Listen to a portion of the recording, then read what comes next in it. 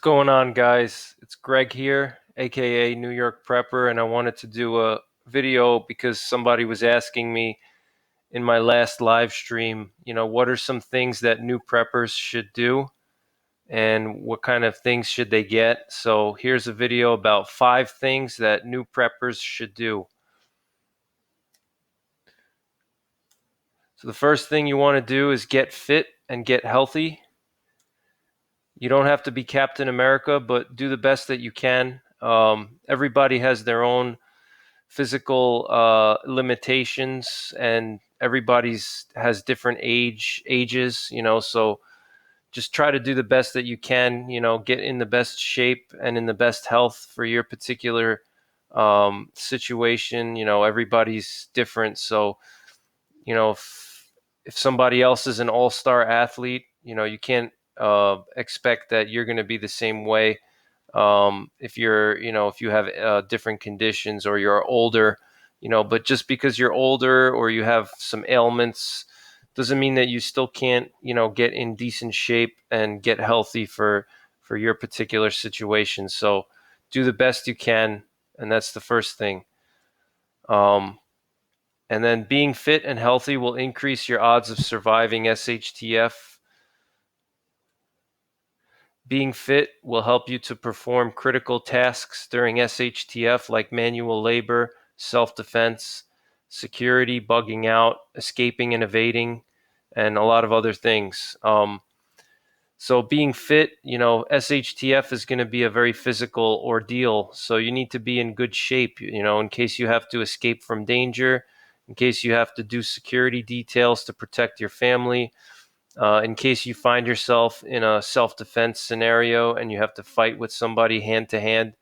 You may have to do manual labor like splitting firewood, clearing property out. There's so many things that you need to do after SHTF where you need to be in good shape. And being healthy is also important. You don't want to be in a situation where you're unhealthy and then you have some kind of diseases that pop up after SHTF from living an unhealthy lifestyle. So quit your cigarettes, quit your alcohol, quit all your bad food that you eat, get rid of all that toxic stuff now. So this way, when SHTF comes, you're in the best possible position physically in order to handle the situation. So the next thing is learn basic skills. And the first set of skills that are important is wilderness survival and urban survival skills. So there's tons of information on the internet, so I'm not going to really get too detailed with it here. But for wilderness survival, you obviously want to know how to start a fire, how to build a shelter, basic land navigation, basic trapping skills and how to make snares, knots, um, things like that. Um, and for urban survival, you may want to, figure out how to obtain water in an urban area. What are the sources of water? You can obtain water from different ways in an urban area. Self-defense. There's a lot of different urban survival skills as well. So, learn some of those skills. I'm not going to spend too much time on that here because this video it's out of scope for this video. But I'm going to do more videos on urban survival and wilderness survival. Some of the other skills you need is self-defense. So you need to be able to protect yourself in a hand-to-hand situation. So if, let's say, you can't get to your weapon, or your weapon is not around, or your weapon malfunctions, you need to be able to protect yourself and protect your family using just your bare hands. And there's tons of different things you can do. You can sign up at a local dojo. You can do martial arts. You can do boxing. Even going back to physical fitness, if you're physically fit and you're healthy, you're going to be in a good position to defend yourself because, just having raw physical strength and good endurance is going to improve your ability to defend yourself. So that goes hand in hand with being fit and being healthy. So figure out what kind of system you like.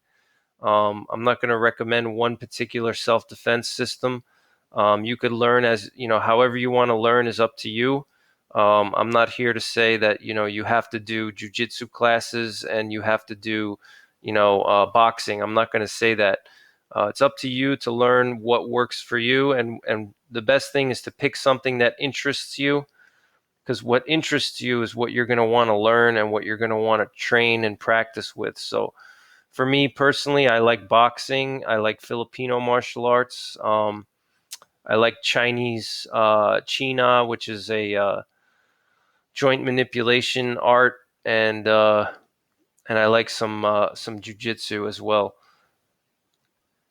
The next skill set is shooting and firearms. So you want to master shooting and firearms skills. You want to master the 7 fundamentals of marksmanship. If you don't know what that is, you can do a Google search. But 7 fundamentals of marksmanship, that's very critical. You want to know how to shoot from all the 3 basic shooting positions: standing, kneeling, and prone. You want to practice in those 3 different positions. You want to understand, basic gunsmithing, how to fix different weapons, how they work, semi-automatics or manually operated weapons. You want to be able to understand the basics of how firearms work and how to fix them. Um, and you want to be able to be good with a rifle, a pistol, and a shotgun. So you want to have skills and you want to have experience with shooting rifles, pistols, and shotguns. The next set of skills that are useful is mechanical skills in case you need to fix things. Let's say your car breaks down or your generator breaks down or something happens in your house or your bug out location. You should, have some basic mechanical skills. Um, practice them now. Learn how to do your own oil change, learn how to fix your own car, learn how to do basic plumbing and basic electrical work, things like that, basic carpentry. Learn how to do that, because you may have to do that after SHTF, and you certainly don't want to be trying to learn how to do those kinds of things when the grid is down and there's crazy people out there trying to attack you and attack your family. So now's the time for you to learn those skills.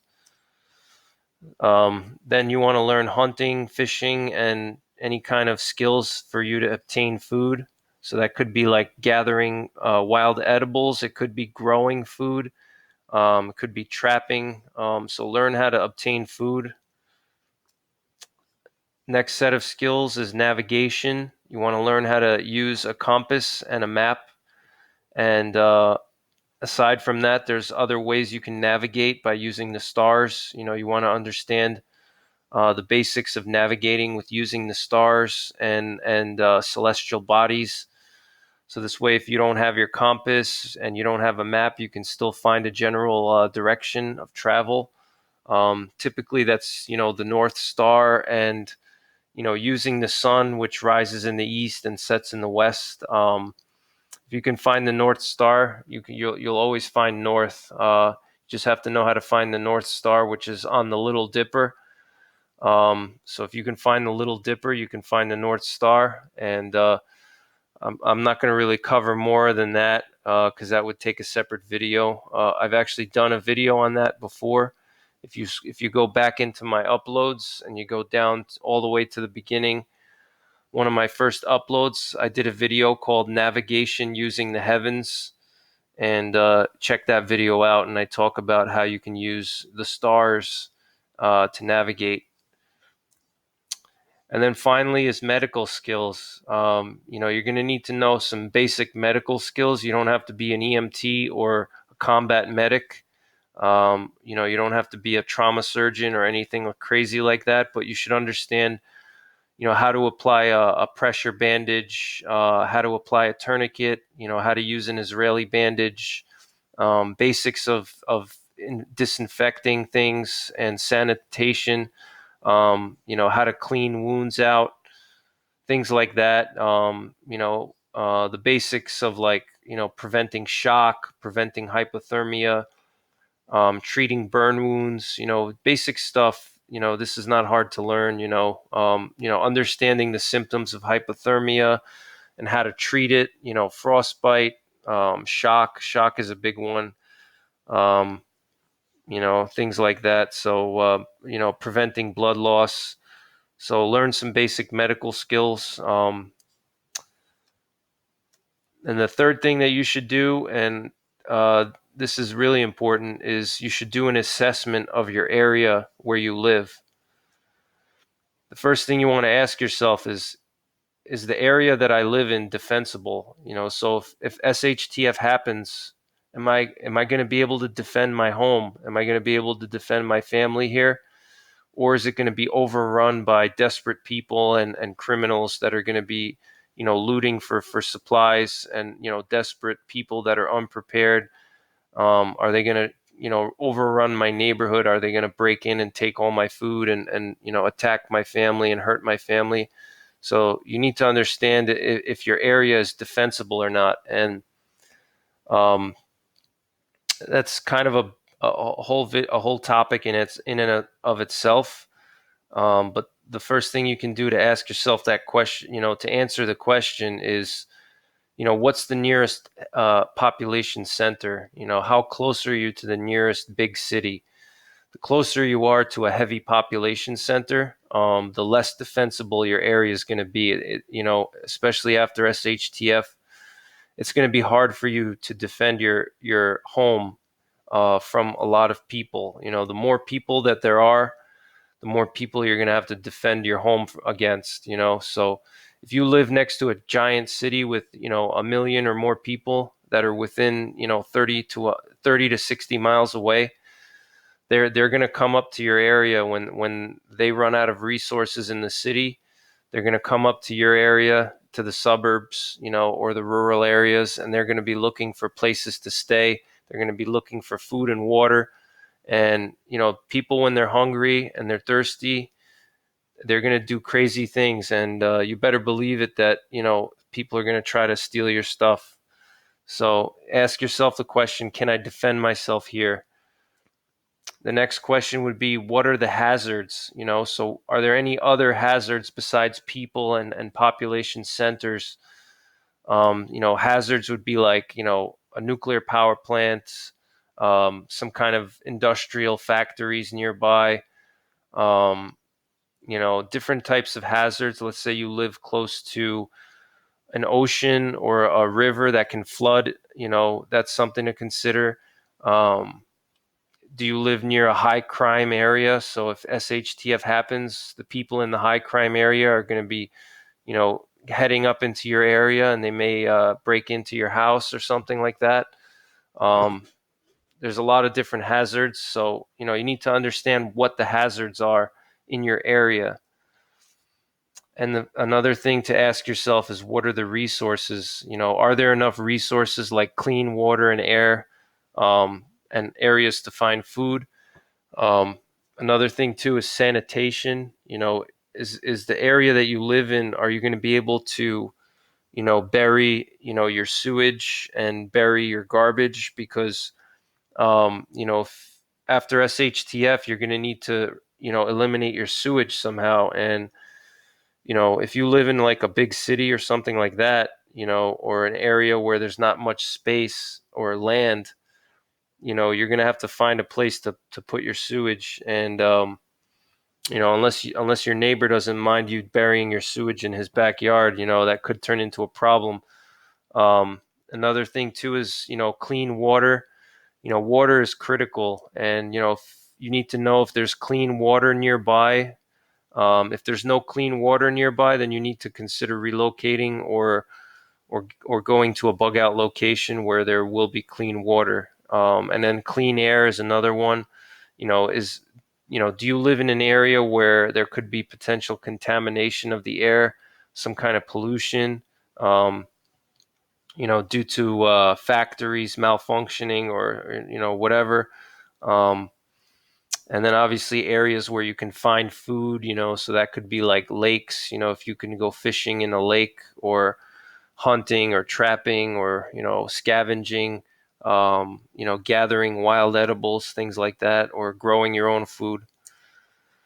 Um, what is the regulatory and political climate, and is it conducive to prepping and gun ownership? So, if you live in a state where it's very anti-prepping, then you definitely want to consider moving out.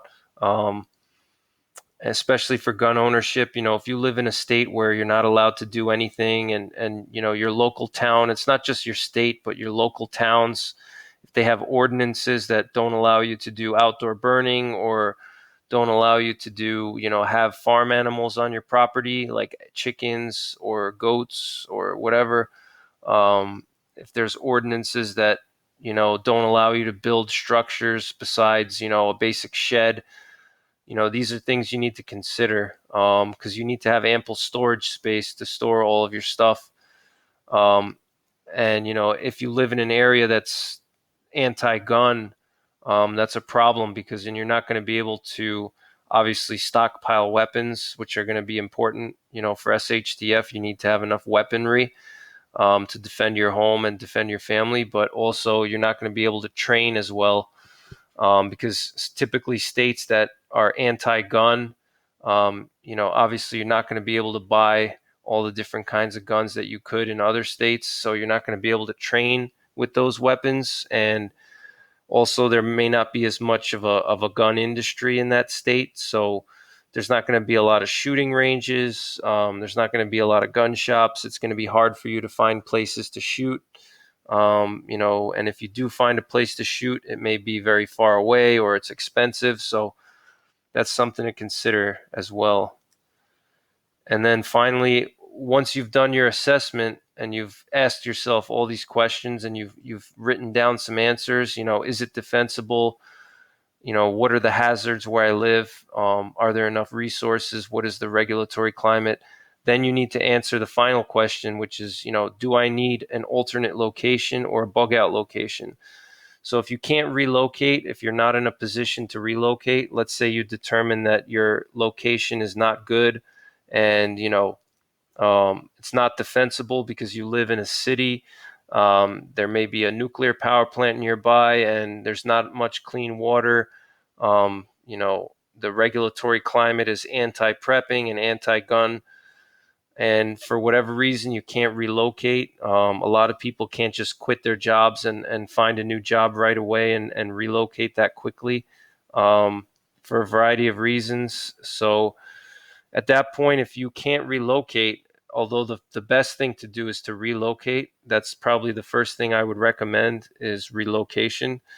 If you can't relocate, then you have to find an alternate location where you can bug out to and where you can start prepping. Um, if you're tight financially, the best thing to do is look for public lands like state forests and national forests, and start scouting them out. Try to find an area that's within a reasonable driving distance, where you're going to have resources, food, water. If you're scouting out like national forests or state forests, you know, try to see if there's a lot of wildlife there, if there's, clean water there, if there's enough water, are there a lot of streams or natural springs, things like that. What's the weather like? Are the roads going to be impassable when you have to get there in the winter? So that would be my first choice is, if you're financially tight, try to find public land of some kind.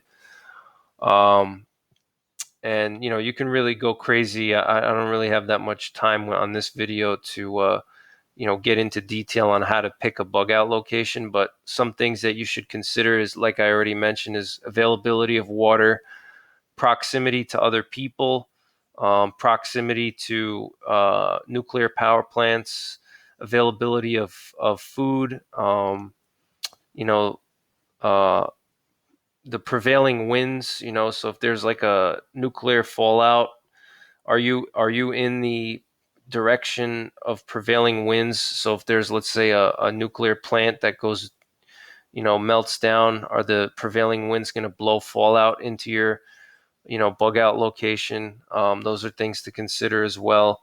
Are you near nuclear targets? there's a ton of things that you need to think about, and I'm going to do a separate video on that. But and then aside from public land, you can actually go ahead and buy, a piece of property somewhere, and you can build like a small retreat on there. You can build a cabin or a small house, and you can store some supplies there, and that's another option as well if you can't relocate. So, but with the bug out location, you want to make sure that whether it's a public land or it's your own land, you want to make sure that it's easily accessible. So obviously, getting a bug out location in a very secluded area is ideal, but you also have to think if you can actually get to that secluded location in any time of the year. Because if your bug out location is on the top of a mountain, and there's 2 feet of snow, and the plows, it's a seasonal highway, and the plows don't come through November through April. Like for example, in New York State, a lot of roads are seasonal in New York State and where I live, and a lot of roads from November to April are not maintained, especially in more secluded areas. So you need to have there needs to be a benefit, a cost benefit analysis, because if it costs you too much to try to get to that bug out location, or if you can't get to it at all, then what's the point? You need to have something that you can easily get to, that's secluded enough where you're away from other people, and you have that element of seclusion, but it's not going to be impossible to get there in the winter, especially in the winter. And obviously you need to ask yourself, do you need to move out to be in a more favorable location, which we already discussed. So, and then the next thing is build a survival kit or a bug out bag. You need to have a kit for yourself and everybody in your family. For most people, this is a backpack of some kind. It could be a sling pack. Some people like the sling packs, or it could just be a classic 2-strap backpack. But whatever you pick, it has to be something that's obviously comfortable, that you can carry for long periods of time. You need to be able to carry it like 16 hours a day without fatiguing yourself. It needs to be comfortable.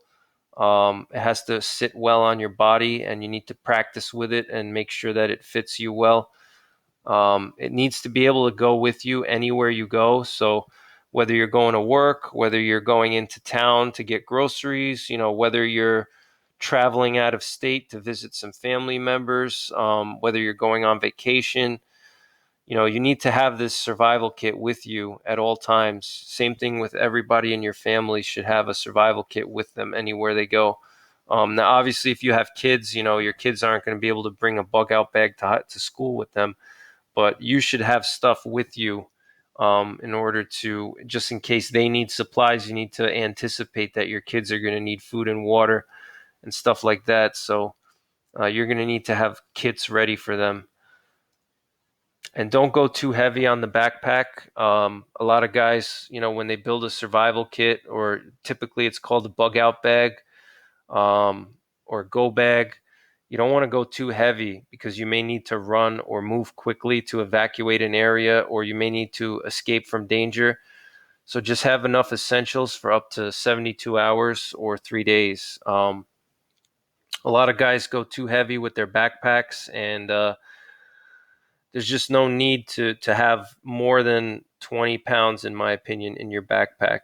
20 pounds is a lot of weight to carry around, all day long. It's one thing to throw on a 100-pound backpack and walk maybe a couple hours with it, but that weight is going to wear you down, especially if you have to, hike all day long. And the reason why you're going to be hiking is because you may need to escape danger. If, let's say, you're at work and SHTF hits while you're at work, you're going to need to walk home. Or if you're traveling and you need to escape from whatever area you're in, you're going to need to go on foot. So you need to anticipate that you're going to be going on foot.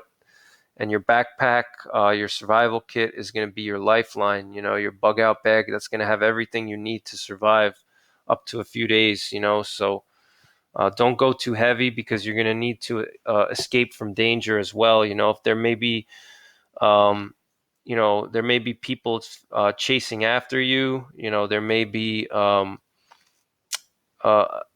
immense panic that's going to be ensuing after SHTF, and people are going to really start going crazy. And it's going to be very important for you to evacuate, away from a heavy populated area. And if you have a heavy backpack, it's going to stick out, and people are going to see it, and they may try to take it from you. And at the very least, it's going to slow you down tremendously. So don't overpack. And it should be adaptable to different conditions, terrains, and scenarios. So think of the 5 C's, which I've done a video on that. The 5 C's are, that was kind of a term coined by Dave Canterbury. It's just like essential survival components that you should have. It's a canteen, cover, cordage, cutting tool, and combustion device. And for more specifics, you can see some of my videos. I've done a series called How to Build a Bug Out Bag, and then you can check out some of my bug out bag videos where I dump out all the contents and I show you guys what's in my bug out bag. But you definitely want to include food, water, self-defense, and survival tools, which should have some kind of a fixed blade knife, a medical kit of some kind, a paper map, and a flashlight. That would be the bare minimum to have in your kit. And then you also want to have something for starting fires as well. But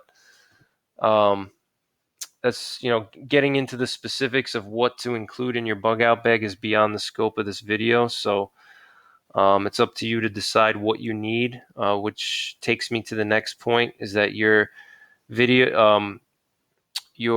bug out bag needs to be customized to your individual needs. So everybody has different, individual needs. You may have certain medicines that you need to carry. You may have certain tools that you use better than other people do. You may have, a particular liking for certain types of snacks, or whatever. You want to personalize your backpack and your survival kit. Don't just fill up your survival kit with things that other people have in their kits. Build it to suit your needs. And then finally, you want to buy a pistol and master it. The pistol is a critical element of prepping. It gives you the ability to use deadly force to defend yourself and your family. It's pretty common sense that a gun is the great equalizer. Because with a firearm, it doesn't matter who you are. If somebody shoots you, you're gonna die. And especially for women and weaker members of the society, having a firearm will give you an advantage over other people that may be bigger and stronger than you, or other kinds of threats like wild animals. A pistol is the first firearm you should buy because you can easily carry it anywhere during SHTF 24 hours a day, while a rifle or a long gun is difficult to carry everywhere, and self-defense scenarios occur when you least expect it. So you need to make sure you have something with you at all times.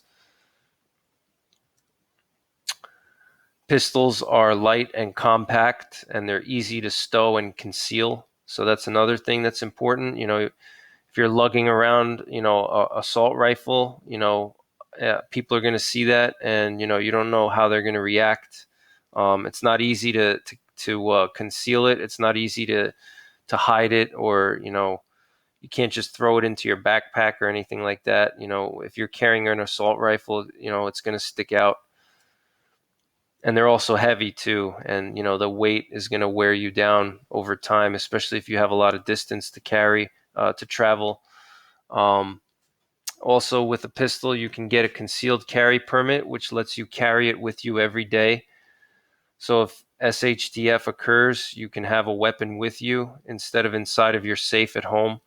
So that beautiful AR-15 is not going to do you any good if you're 50 miles away from home, and it's sitting in your safe, and SHTF breaks out and you have to, survive, and you're cut off, from your rifle. If you have a concealed carry permit, you're going to be able to bring your weapon with you anywhere you go. So if crap hits the fan, you're going to have your weapon on you and ready to go.